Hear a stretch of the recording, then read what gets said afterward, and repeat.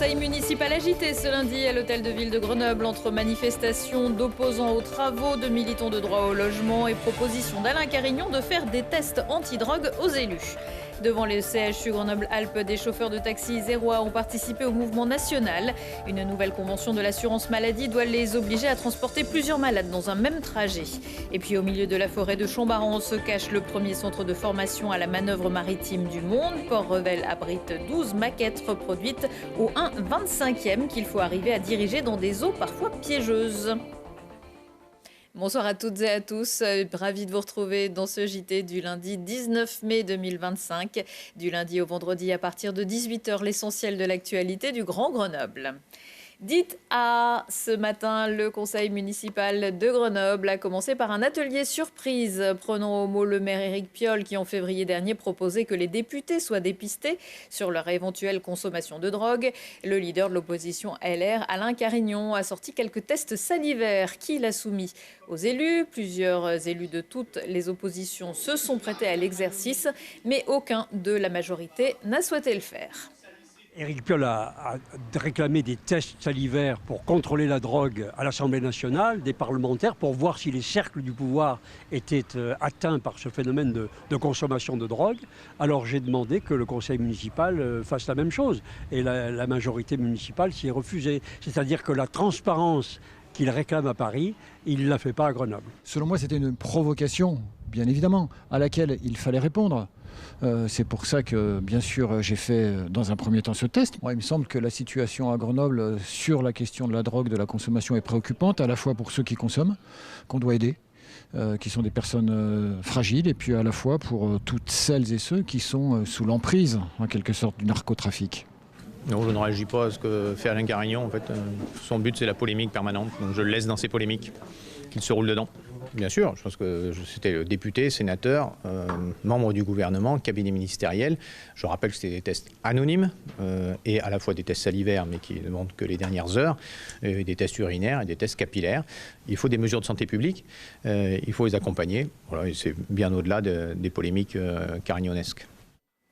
Après une nouvelle manifestation qui avait bloqué la circulation des tramways mardi dernier sur le Courberia, des collectifs d'habitants et commerçants de plusieurs quartiers grenoblois entendaient encore se faire entendre avant le début du conseil municipal, malgré le message de la ville annonçant qu'elle saisirait les autorités compétentes en cas de nouveaux troubles à l'ordre public.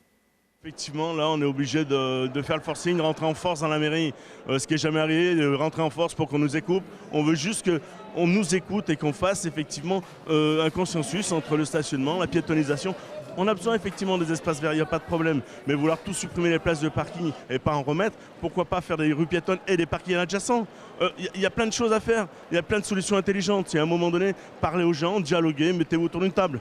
Nous sommes là parce que les travaux de la rue Jeanne d'Arc qui ont commencé le 1er avril, la rue a été toute démolie et il y a 3 personnes qui travaillent dessus et ça n'avance pas.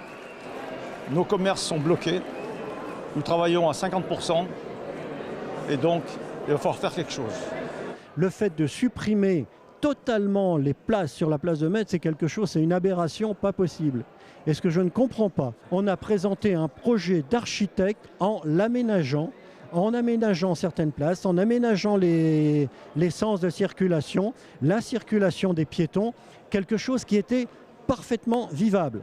Lorsqu'on a eu une réunion avec les représentants de la mairie et de la métro, ils nous ont expliqué que des études avaient été faites depuis 2 ans et donc ça a été le prétexte pour dire que ça n'est pas possible. Vous voyez qu'autour de quelques commerçants, d'ailleurs pour certains avec qui nous sommes en dialogue depuis longtemps, il y a la carignonie, et donc tous ces sbires qui sont venus ici, y compris menacer des personnes. Donc nous le disons, nous serons très fermes et quand il faudra déposer plainte pour injure publique ou pour menace, comme cela a été fait, nous le ferons.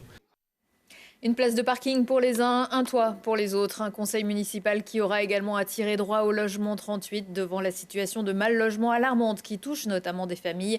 L'association continue de réclamer des réquisitions. On est venu aujourd'hui pour interpeller la mairie pour qu'elle mette en place, qu'elle utilise l'arrêté municipal de réquisition des logements qu'elle a voté il y a 3 ans bientôt. On est sur un peu plus de 3000 personnes à la rue sur l'agglomération grenobloise. Parmi ces plus de 3000 personnes, on est aux alentours de 250 enfants aussi à la rue. c'est aussi très important. C'est des enfants qui dorment à la rue, qui ont des difficultés à scolariser, qui sont peut-être pas scolarisés aussi. Il y a plus de logements vacants que de personnes à la rue, donc on demande à la mairie qu'elle réquisitionne ces logements pour mettre les personnes à l'abri. Nous, en tant qu'intercollectif des écoles occupées, on héberge des familles au sein des écoles. Donc ces familles dorment dans des établissements scolaires, dans des salles de classe. Elles doivent du coup vivre dans des écoles et elles doivent libérer les espaces en journée. Donc elles se retrouvent du coup aérées dans la ville de Grenoble la journée, en attendant de pouvoir retourner dans les écoles le soir pour pouvoir dormir à l'abri. La ville de Grenoble rappelle, elle, à l'État son obligation d'hébergement d'urgence et lui demande de prendre en charge dans un logement digne les familles qui ne pourront plus rester dans les 6 écoles de la commune pendant les grandes vacances. En mars dernier, le tribunal administratif de Grenoble avait condamné l'État à indemniser la ville qui avait pris en charge l'hébergement d'urgence d'une famille. Le projet de réhabilitation de l'esplanade a également occupé une grande partie des débats. Le lancement des travaux a été voté, mais pas à l'unanimité. Il y a quelques jours, la commission d'enquête publique avait rendu un avis favorable, mais une cinquantaine d'élus et de collectivités ont demandé à la métropole de ne pas soutenir le projet.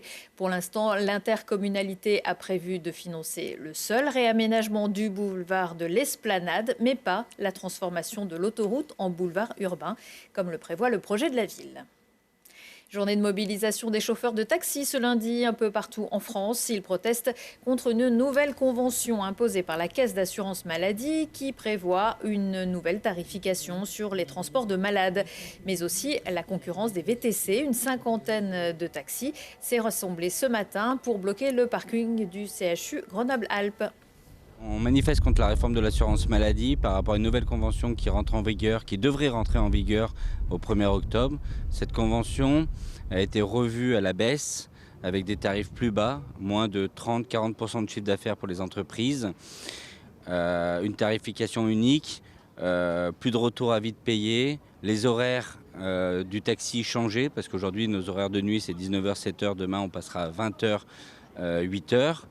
Donc voilà, un ensemble de choses qui fait qu'aujourd'hui cette convention n'est pas viable pour la profession, n'est pas viable par rapport aux années passées, par rapport au coût d'acquisition qu'il y a eu, par rapport aux licences qui ont augmenté. On est prêt à faire du partagé, c'est-à-dire qu'on est prêt à prendre 1, 2 ou 3 patients dans la voiture, de les grouper pour les emmener à leurs rendez-vous médicaux. On est prêt à le faire, on est prêt à faire des économies, mais pas dans la convention qu'ils nous proposent. Alors aujourd'hui, on a été reçus à la préfecture à midi, qui s'engage à faire remonter les informations, mais en réalité, on n'a pas beaucoup de concret par rapport à ça. Ils vont faire remonter les informations, mais quelles vont être les actions derrière? On n'en sait rien aujourd'hui. Donc aujourd'hui, le mot d'ordre est de ne pas bouger tant qu'on n'a pas de retour. Il était un très gros navire. Samedi soir, un voilier école mexicain, le Cuauhtémoc, qui faisait route vers l'Islande, est allé percuter le pont de Brooklyn à New York, faisant 2 morts et plusieurs blessés. En mars 2024, un cargo avait percuté un pont à Baltimore, causant la mort de 6 personnes. Parce que manœuvrer un navire d'une longueur de 4 terrains de football, ça ne s'improvise pas. Il existe des bassins d'apprentissage. Ils ne sont que 7 dans le monde. L'un d'eux se cache dans la forêt de Chambaran, en Isère. C'est un reportage de Lilian Veillé. Apprendre à manœuvrer un porte-conteneur en modèle réduit, mais avec exactement les mêmes contraintes que dans un port à l'autre bout du monde, c'est l'un des objectifs du centre de formation de Port-Revel, où s'exercent chaque année près de 200 pilotes et capitaines. On leur demande de maîtriser cet élément extérieur perturbateur par rapport au plan d'eau et donc de composer avec le courant pour s'accoster. Et pourquoi on a mis 2 piquets, c'est pour qu'ils aient un espace restreint comme dans la réalité pour s'accoster entre 2 navires. Là, c'est le modèle réduit d'un porte-conteneur de 400 mètres de long et 62 mètres de large. Mais ici, les dimensions des pétroliers, des gaziers et des paquebots sont toutes divisées par 25. C'est l'échelle idéale, ni trop gros, ni trop petit. C'est-à-dire qu'il faut que le stagiaire puisse monter dans la maquette. Et si vous faites une échelle trop grande, la maquette est énorme. Donc ce sont des coûts de fonctionnement, des coûts de possession qui sont très importants. Le principal atout de ce centre, c'est l'exactitude avec laquelle il réalise les ports de New York, San Francisco ou encore du canal de Suez. Les courants, les flancs, le fond, tout est reproduit à l'identique. Le lac apparaît comme étant très joli, très bucolique, mais en fait il est rempli de problèmes pédagogiques. C'est-à-dire que chaque centimètre carré a été fait vraiment dans un but précis. Nous avons des moyens de simulation dans tous les domaines, c'est-à-dire nous pouvons faire des vagues, nous pouvons faire du vent, nous pouvons faire des courants. Et donc nous avons 12 maquettes qui permettent aux pilotes maritimes et aux capitaines de navires de se former dans des conditions normales comme dans des conditions d'urgence. On peut leur faire les pires des scénarios, justement pour les former et pour que dans la réalité, après nos stages, ils soient en sécurité sur leur navire. Au milieu des vagues et du courant, mais aussi des fends et des serres, les pilotes maritimes réalisent souvent des stages de 5 jours, une formation où 80% de la clientèle est étrangère. Depuis la création de ce site en 1967, Artelia, le leader français de l'ingénierie indépendante, a déjà formé 7260 pilotes et capitaines. Pour pouvoir s'inscrire et passer un stage à Port-Revel, il faut avoir une quinzaine d'années d'expérience dans le domaine maritime. C'est le premier des 7 centres d'entraînement au monde, au Panama, en Angleterre, en Australie, en Pologne et aux USA.